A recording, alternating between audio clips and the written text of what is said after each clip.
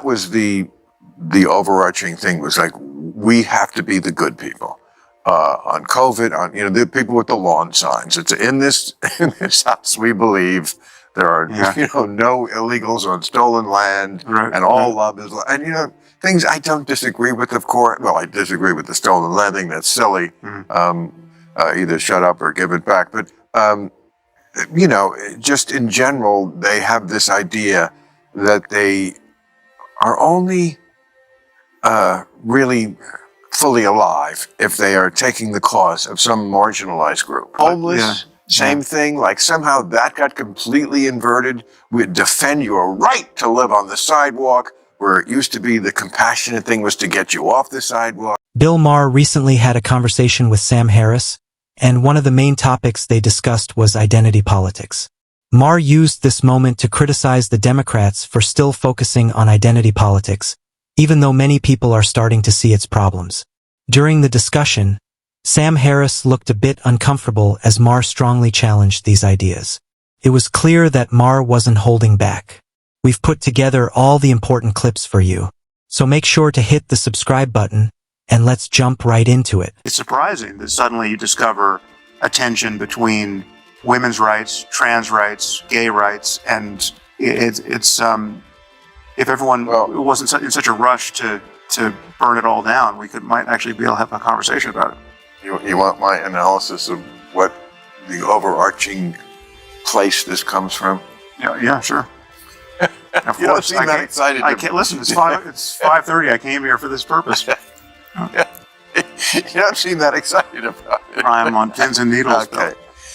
I think it mostly comes from, there's a faction of the left that their whole identity is really about being social justice warriors. Sam Harris seems careful in this discussion because Bill Maher is directly challenging the ideas he has supported. Maher brings up a point that many people on the left don't like to talk about. He says there is a strong group whose identity is based on being social justice activists. For them, politics is no longer about fixing real-world problems or helping people. Instead, it has become about showing moral superiority, controlling how people speak, and constantly finding new things to be offended by. Maher believes this focus on identity politics has turned into a kind of performance. Rather than bringing people together, it creates more division and weakens their own political side. Who gives a shit who wins the next election? And outdated racial pandering is one reason Democrats lose elections. When Chuck Schumer and Nancy Pelosi put on kente cloth, I don't think it earned them one vote for their powerful emotional ties to Ghana. Here in California, we're now segregating kidnapping. Really. California doesn't just have Amber Alerts for missing children. We have Ebony Alerts for black children and Feather Alerts for Native American kids. What is that? We look for them by listening on the ground? Bill Maher believes the Democratic Party is losing support because it focuses too much on identity politics. According to him, almost every issue in America now becomes political because of this approach. Topics like culture, entertainment, education, and even daily life are turned into political debates. Many people are getting tired of this constant politicization. Maher says a lot of Americans don't like being told to view everything through race, gender, or identity. Instead of feeling understood, they feel lectured. Because of this, some voters who used to support the left are now moving toward the right, looking for a break from all the culture wars. Maher thinks this shift helped create the momentum that led to Donald Trump's success and changed American politics. During COVID, David Leonhardt in the New York Times, a really great reporter, and he did this story about the percentage of Republicans versus Democrats what their assessment was, how many people with COVID were hospitalized. The Democrats are off like by 50%. Right. There was like half the population. And I forget what the line that he wrote was, but it was something like, on the left, like COVID safety is very core to their identity. And I'm just not talking about just COVID, but like it's very core to their identity that we're the good people. We're the people who don't want anybody to die from COVID. Well, nobody really did. There were honest disagreements, but nobody really wanted people to die. Maher says that the woke left often believes it has the moral high ground over everyone else. They see their ideas as completely correct and beyond question. In their view, they are not just part of the debate, they act like judges of what is right and wrong. Anyone who disagrees with them is quickly labeled as ignorant or on the wrong side of history. The danger in this mindset is that people start trying too hard to prove they are morally superior. When that happens, truth becomes less important. Facts can be twisted, numbers can be exaggerated, and context can be ignored. Complex issues get simplified into slogans. We saw similar behavior during COVID, where discussions about data and policies often turned into pressure to follow only one accepted opinion. Instead of open debate, disagreement was often treated as unacceptable. Even if you like identity politics, this kind of thing is antiquated. From 2010 to 2020, the number of people identifying as multiracial in America went up 276%. 1 in 5 newlyweds now are in an interracial marriage, and that number goes up to 100% in ads for Subaru.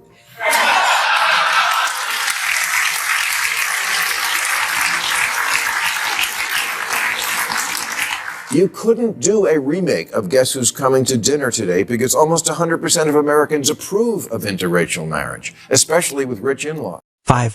Maher's main point is that identity politics, which once helped energize voters, is now losing its impact. In the past, these ideas were powerful because they highlighted real injustices and brought people together for social causes. But now, Maher believes things have changed. Society has made progress in many areas, and people are more focused on real-life issues like jobs, safety, and opportunities. Because of this shift, identity-based messaging doesn't connect with people the way it used to. Instead, it can feel repetitive or out of touch. Maher is giving a warning to Democrats. If they continue using the same strategy, they might lose moderate voters. He believes the party needs to rethink its approach, especially with the 2028 election coming closer. The overarching thing was like, we have to be the good people. On COVID, the people with the lawn signs. It's in this house, we believe there are, no illegals on stolen land, and all love is love. And, things I don't disagree with, of course. Well, I disagree with the stolen land thing. That's silly. Either shut up or give it back. But, just in general, they have this idea that they are only really fully alive if they are taking the cause of some marginalized group. So they keep finding, obesity was one for a while. Again, that's completely Orwellian. Like, healthy at any weight, how dare anyone tell you that is bad for you to be obese now that we have Ozempic? Maher also talks about homelessness and how the woke approach to it can be problematic. In places like California, homelessness has become very visible, with people living in tents on streets and public areas. Critics say that instead of focusing on long-term solutions like treatment, rehabilitation, and structured help, many policies only make life on the streets easier. For example, giving tents and temporary support may seem kind, but it doesn't solve the real issue. Some people believe this approach can actually make the problem worse by normalizing it. Maher also suggests that this thinking applies to other areas. He argues that sometimes, in trying to be supportive, people send the message that certain individuals should just accept their struggles instead of being encouraged to improve their situation.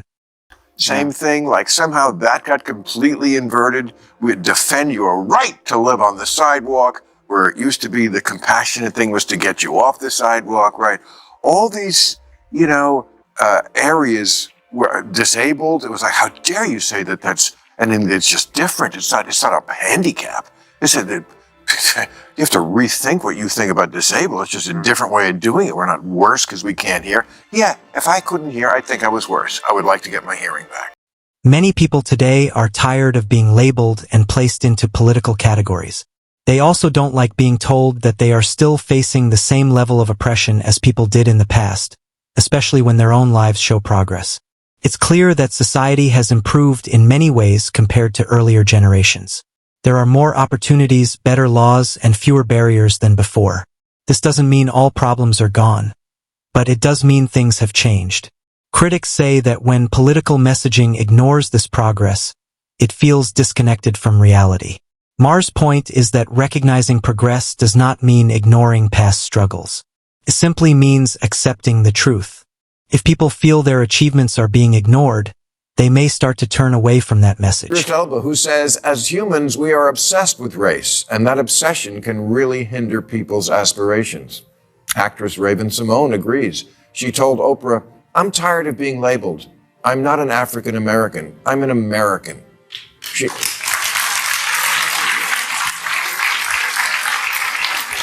She says, I don't know what country in Africa I'm from. My roots are in Louisiana. You see, many people today are simply tired of being constantly labeled and placed into political. Maher explains that some activists always look for a new issue to fight, even after progress has been made. He suggests that for some, progress itself feels like a threat because it removes their sense of purpose. He gives the example of race, saying that even after major achievements, some people still claim that nothing has improved. For instance, even after Barack Obama became a two-term president, some critics said it didn't really matter. This creates the idea that no matter what changes happen, they are never enough. As soon as one goal is reached, another takes its place. Maher believes this constant shifting makes it hard to recognize real progress. He also mentions debates about leadership, like whether the country is ready for a female president. Some argue it's not about readiness, but about choosing the right candidate. He adds that extreme narratives on both sides can increase division and create resentment instead of understanding. All these things are just marginalized people. And I think this is what you have with the trans. We found the civil rights issue of our generation, and we can go into battle. You know, to them, progress is a threat. Yeah, I mean, you never admit that it's been accomplished, and that's the thing. I mean, I think you could see that most clearly on race, right? It's like we made so much progress, and then we got to a point where we had to be told from the far left that no, this is just a sham form of progress. Actually, things have never been worse on some level. I mean, you know, two-term black president meant nothing. That's basically tokenism, and we just have a 5-alarm fire right now in the year 2019. At the same time, discussions about race have expanded into debates about opportunities and representation. Some activists believe positions should be given based on identity to correct past inequalities. Others argue that merit and qualifications should always come first. This disagreement has increased political and cultural tensions. Both sides strongly defend their views, making it harder to find common ground. As these debates continue, the divide in society keeps growing. And with that, we come to the end of today's video. If you enjoyed it, don't forget to like and subscribe for more content like this. Thanks for watching, and we'll see you in the next one.